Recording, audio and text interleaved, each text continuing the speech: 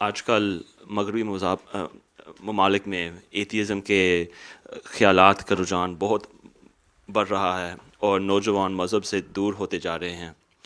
پیارے حضور کی خدمت میں سوال ہے کہ خدام الاحمدیہ انہیں اللہ تعالیٰ کے قریب لانے میں کیا کردار ادا کر سکتے ہیں؟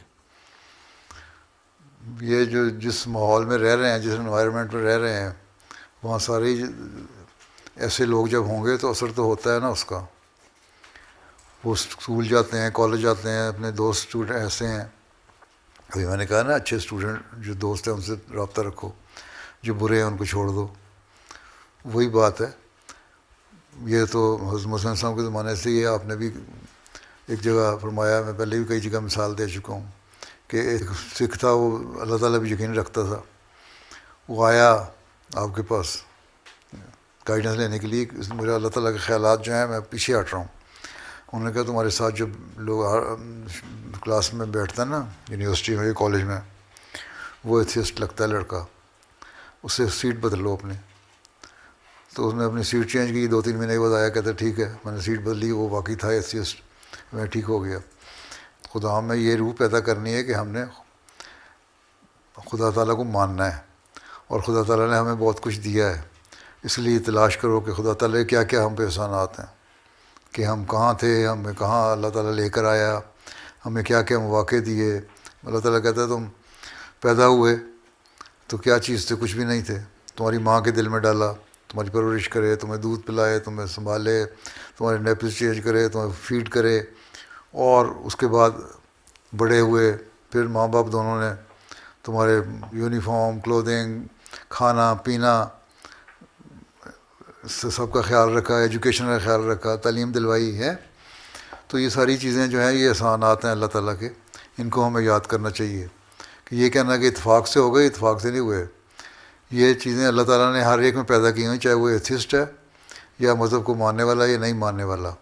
اللہ تعالیٰ نے ہر ایک کے لیے یہ موقع پیدا کر دیے تاکہ یہ بتائے کہ یہ کوئی طاقت ہے جو یہ سارا سسٹم جو ہے چلا رہی ہے دنیا کا۔ لیکن جو ایک مسلمان ہے، ایک احمدی ہے حقیقی، اللہ تعالیٰ کو ماننے والا، اس کو اللہ تعالیٰ کہتا ہے میں اس دنیا کے ریوارڈ کے بعد اگلے جہان کا بھی ریوارڈ دیتا ہوں۔ تو اس لیے ہمیں صرف اس دنیا کی تلاش نہیں کرتے رہنا چاہیے، اگلا جہان بھی ہے جہاں دوسروں کو سزا ملے گی۔ یہاں تو ان کی محنت کا پھل ان کو مل جائے گا، لیکن اگلے جہان میں جا کے ان کو اللہ تعالیٰ پھر سزا بھی دے سکتا ہے۔ اس لیے ہمیں اس سے بچنے کے لیے اللہ کے قریب آنا چاہیے، اور یہی ہمارا مقصد ہے۔ اسی لیے ہمارے ماں باپ نے بڑا سوچ سمجھ کے اسلام اور احمدیت کو قبول کیا تھا، اور اسی کو ہمیں آگے چلانا چاہیے۔ اور پھر دوسرے یہ کہ خود اپنے نمونے دکھاؤ۔ اگر عہدیدار جو ہیں، اب قائد جو ہے یا ناظم جو ہے، وہ منتظم جو ہے، وہ اس کے اپنا نمونہ نہیں ہے، 5 وقت نماز نہیں پڑھ رہا، یا نمازیں پڑھتا ہے جلدی جلدی چھوڑ دیے، یا دعائیں نہیں کر رہا اپنے لوگوں کے لیے، مربی صاحب ہیں وہ دعائیں نہیں کر رہے ہیں، 2 نفل نہیں پڑھ رہے لوگوں کے لیے، تو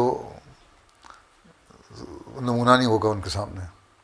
جب نمونہ قائم ہوگا تو وہ پھر کہیں گے ہاں یہ چیزیں، پھر اپنے قریب لاؤ، مجلسیں ہوں، سوال جواب ہوں، انٹریکشن ہونا چاہیے، سیمینارز ہونے چاہیے جس سے ان کے سوالوں کے جواب ملیں۔ صرف یہ کہہ دینا کہ تم جی جلسے پہ آ جاؤ، تم نے نمازیں پڑھنی ہے، تم نماز بتاؤ 5 نمازیں پڑھی کہ نہیں پڑھی، قرآن پڑھا کہ نہیں پڑھا، حاضری کتنی تھی تمہاری، یہ اس سے نہیں کام ہوگا۔ ہاں میٹنگ کریں، اس میں بجائے اس کی تقریر کر دیں، یوں ہونا چاہیے، دھواں دار تقریریں سارے کر لیتے ہیں، جلسوں پہ تقریریں کر دیتے ہیں، بہت ساری سن لیتے کافی ہے۔ اب ان تقریروں کے اوپر ایک پروگرام بناؤ، اور ڈسکشن پروگرام ہو، انٹریکشن ہو آپس میں، سوال جواب ہوں، وہ ان کے جواب دیں مربی صاحب، قائد صاحب، تو پھر لوگوں کو تسلی بھی ہوگی، خدا ہے، کیوں ہے، کس لیے ہمیں اس کی عبادت کرنی چاہیے، خدا کو کیا فائدہ عبادت کرنے کا۔ اللہ تعالیٰ قرآن شریف کہتا ہے مجھے کوئی فائدہ نہیں عبادت کرنے کا، باوجود اس کے اللہ کہتا ہے عبادت کرنے کے لیے تمہیں پیدا کیا ہے، پھر کہتا ہے مجھے کوئی فائدہ نہیں، تم لوگ چیز کیا ہو، میرے سامنے تو ایک معمولی سے کیڑے کی طرح ہوں۔ تو اللہ تعالیٰ کو ضرورت نہیں ہے، لیکن ہمیں ضرورت ہے، اس دنیا میں بھی اگلے جہان میں بھی۔ اور یہ جو سوال جواب ہوتے ہیں نا اس طرح، پھر بہت سارے لوگوں کے ڈاؤٹس جو ہیں، شکوک جو ہیں، وہ دور ہوتے ہیں۔ ٹھیک ہے۔ جزاک اللہ حضور۔